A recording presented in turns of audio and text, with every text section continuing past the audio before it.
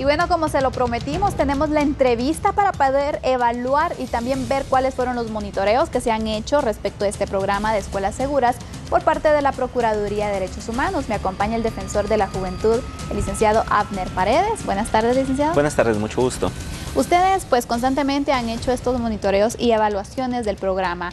Quisiera ver el año pasado cómo vieron ustedes el funcionamiento del mismo. Sí, básicamente desde la institución del Procurador de los Derechos Humanos hemos venido haciendo una serie de supervisiones, tanto al modelo de actuación como al tipo de seguridad que se presta a nivel perimetral de los centros educativos. También hemos verificado las condiciones en las cuales pernoctan los agentes de la policía, en donde ellos duermen básicamente. Y de esta cuenta básicamente lo que hemos identificado es que no se cuenta con protocolos de actuación, hay una descoordinación tanto del Ministerio de Educación con el Ministerio de Gobernación, ya que muchas veces hemos preguntado sobre los planes, qué actuaciones se realizan y no se nos informa cuál es en concreto la acción que se está realizando. Muchos de los directores o directoras nos han informado también que muchas veces llaman al programa y no llegan, sino que llegan a los días a tratar de solventar lo que se ha denunciado, y las actuaciones que se requieren son actuaciones inmediatas. También es importante plantear que los principales hallazgos que nosotros hemos tenido es que dentro de los centros educativos lamentablemente se está dando portación de armas, consumo de drogas. Siguen delitos, digamos. Exactamente, son delitos que en alguna medida se pueden convertir en graves en la medida en que se ejerzan en contra de otros adolescentes, claro, incluso en contra de los mismos maestros y maestras. Temas de extorsión también se han planteado. Pero en ese sentido creemos nosotros que es necesario generar esas coordinaciones interinstitucionales para abordar desde una perspectiva de prevención estos fenómenos que se están dando. Pero por el otro lado también hemos identificado la falta de interés por parte de los padres y madres de familia. Incluso se han dado órdenes judiciales por parte de algunos jueces que tienen que llegar a los padres de familia a los centros educativos y no aparecen. Entonces esto no hay incide, ese compromiso. No hay compromiso, eso incide en que muchos de estos adolescentes estén a la disposición de grupos que acechan a nivel de los centros educativos en su entorno para captarlos para las pandillas, crimen organizado, incluso para trata de personas, que se ha hecho denuncias en diferentes ocasiones para que se haga un proceso de investigación por parte de las autoridades en ese sentido.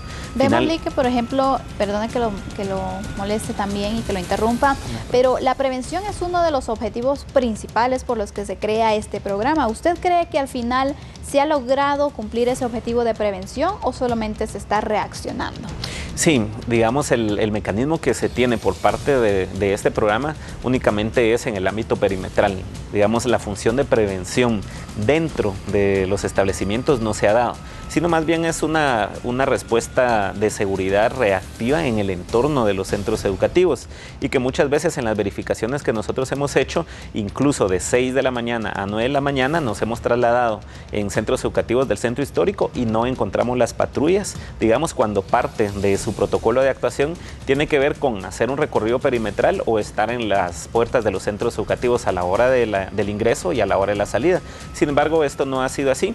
Centros educativos como el Central para Varones, María Luisa Samayoa, Queche, el Instituto Inca, que son los que normalmente se verifican, lamentablemente siempre están al acecho de grupos del crimen organizado, delincuentes, que de una u otra forma están acosando y agrediendo constantemente a las y los estudiantes y también a los docentes. De esta cuenta hemos hecho una serie de recomendaciones a las autoridades del programa Escuelas Seguras y del Ministerio de Gobernación, de las cuales ya se ha iniciado un proceso de cumplimiento de las mismas. Por ejemplo, se inició el año pasado un proceso de formación en materia de derechos humanos, particularmente derechos de la niñez y la adolescencia, el conocimiento de la Ley de Protección Integral de Niñez hacia los agentes de la PNC, porque muchas veces desconocen incluso cuáles deberían de ser los tipos de actuación que ellos tengan. Posteriormente no pueden consignar, por ejemplo, a algún adolescente, o cuando llegan con los jueces no pueden ser consignados porque se ha hecho un mal procedimiento.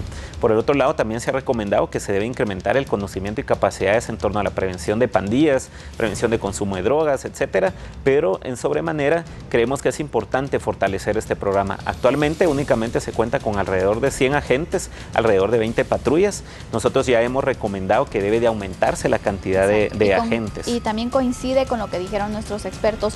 Uno de los entrevistados en nuestro reportaje nos indicaba que parte de la prevención es capacitar a los estudiantes sobre los peligros, cómo detectar si una persona nos está a nosotros cooptando para el crimen organizado. ¿Ustedes han visto si se cumple con esta parte o solamente es resguardar el área perimetral? Únicamente es de resguardo. Nosotros consideramos que ese no es el rol de la policía, sino de la Unidad de Prevención Comunitaria de la Violencia, que es parte también del Ministerio de Gobernación, que tiene que ver con el aumento de capacidades, no solo para los niños y adolescentes, sino también para padres de familia, para docentes, para directores, porque finalmente ellos son los que están dentro de la escuela y ellos deberían de tener la capacidad de poder tener un nivel de control y de actuación de lo que pasa dentro del centro educativo. Sin embargo, muchas veces también los directores dejan pasar, digamos, no perciben la situación que se está dando, la gravedad que podría tener.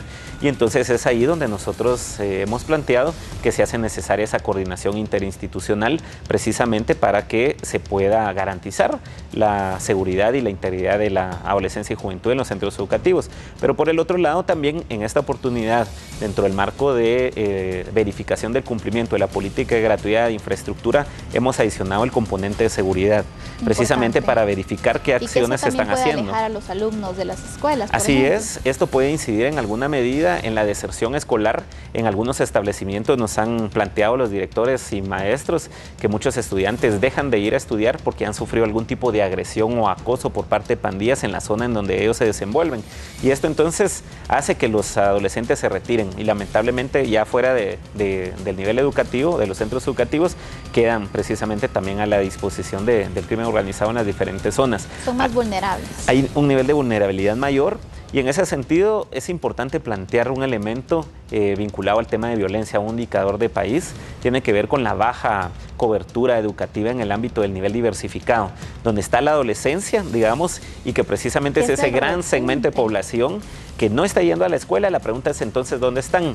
Y básicamente ellos engloban este concepto que se denomina ninis, que ni estudian ni trabajan, que son adolescentes que están básicamente sin hacer nada, muchas veces en la economía informal, digamos, y que o finalmente pueden ser presa fácil del crimen organizado. Y esto incide en el indicador de violencia, pero por el otro lado también en el indicador de desempleo que lamentablemente está afectando a nuestro país. Vemos que, por ejemplo, no todas las escuelas que están en áreas marginales o zonas de peligro, que es el principal objetivo también de este programa, pues cuentan con la cobertura, pero hay muchas que sí la tienen y a veces no se aprovecha, como lo que hablábamos con que los directores, los maestros, los padres no tienen esa coordinación con la Policía Nacional Civil.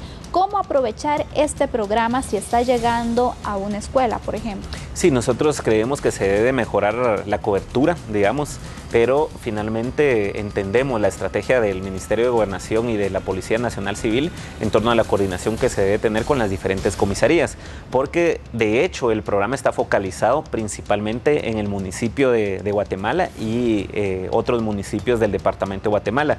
Sin embargo, la situación de violencia, agresión, acoso que se da en torno a los centros educativos se está dando en la mayoría de cascos urbanos de casi todos los departamentos. Entonces debe ser una estrategia a nivel nacional y no solo focalizarse acá.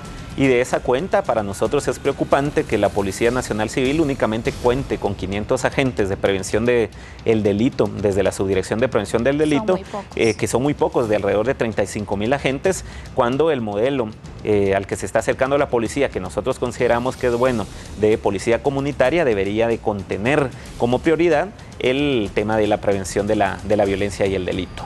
Aparte de las charlas que se deben dar, que ya nos aconsejaban también para prevenir los delitos, ¿qué más se le podría agregar a estos programas? Sí, básicamente tienen que tener algunos otros componentes complementarios de promoción de la participación de la adolescencia, de la niñez. Hemos verificado que no todos los centros educativos cuentan con gobierno escolar, que precisamente da la posibilidad que los niños o los adolescentes se organicen dentro de esa escuela y generan actividades deportivas, actividades lúdicas, y además deben de complementarse con otros programas que corresponden al Ministerio de Cultura y Deportes, al Ministerio de Desarrollo, como el programa de Jóvenes Protagonistas, por ejemplo, que funciona los fines de semana, en donde precisamente se pueda tener la utilización del tiempo libre, el tiempo de ocio, bien orientado para que esa niñez y adolescencia no se vincule a actividades delictivas, sino que realmente puedan involucrarse en actividades positivas para su comunidad. Y de esta cuenta entonces creemos que es importante el que desde las autoridades se dé esa coordinación interinstitucional que hacen parte precisamente de la Política Nacional de Juventud, que lamentablemente hemos verificado desde la institución del Procurador de los Derechos Humanos que no se está cumpliendo, y acá cabe resaltar entonces que se hace necesaria una mayor participación del Consejo Nacional de la Juventud como ente rector del tema de juventud, la incorporación también del Ministerio de Trabajo, del Ministerio de Economía, coordinaciones que deben de tenerse con el INTECAP y otras instituciones para que realmente haya una disposición de diferentes programas a favor de la adolescencia y la juventud, precisamente para que su desarrollo sea más integral y que no estén expuestos a actividades que puedan en alguna medida agredir su integridad y su derecho a la vida. Gracias, licenciado, por acompañarnos en este espacio y analizar este programa que sin duda pues el fin es bastante optimista, prevenir los delitos, pero también necesita fortalecerse ciertos puntos que aquí ya hemos tratado, y esperamos también que los espacios de recreación en los alrededores de las escuelas como los parques pues se incluya dentro de estos patrullajes que se realizan para también evitar que en estos puntos se cometa algún tipo de ilícito o bien se utilicen a los menores para poder manejarlos y que sean ellos los actores intelectuales de estos delitos. Y bueno, hasta aquí llegamos con nuestra entrevista. Hasta mañana con un nuevo tema. Soy Sandy Monroy. Feliz tarde.